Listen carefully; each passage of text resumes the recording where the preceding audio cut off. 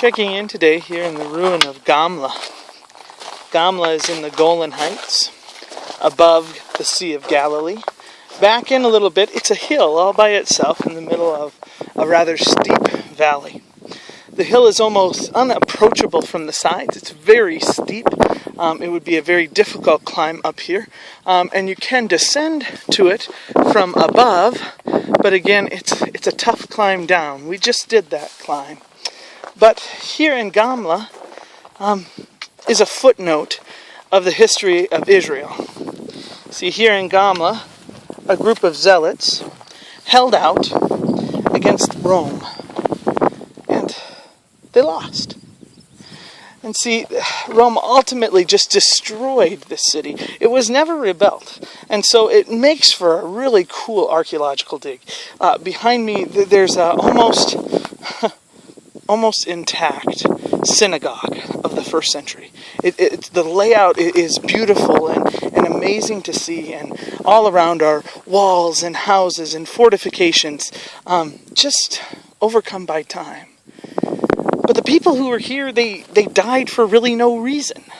And we can say they died because they were holding out against Rome and they were fighting the rebellion. Or you can say that they were holding out here for a spiritual belief, and that they as zealots were awaiting the Messiah, or rebelling against Rome because God told them to do that. Or so they were believing. And they died. So many thousands died here. And what do we just fight for when it's a losing cause? What was it worth it? The people here in Gamla became a footnote in history. And we crawl amongst the stones of their fallen city. But did they really achieve? Did they come to know the Lord better by fighting? This whole trip in Israel has been interesting. The one word I hear very little, especially in the histories of all the peoples who live here, is a word that is so integral to Christ's ministry. And the word is surrender. I'm not hearing that here. And the ruins here at Gamla just scream that. There was no surrender. It's interesting that into this attitude, into this mode, Christ was born.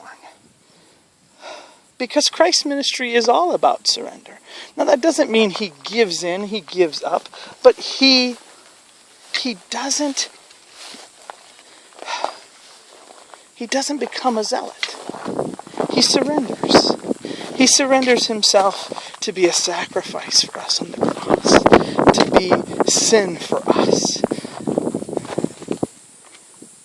I don't know the solution in practical terms for the state of Israel or Palestine or for history, but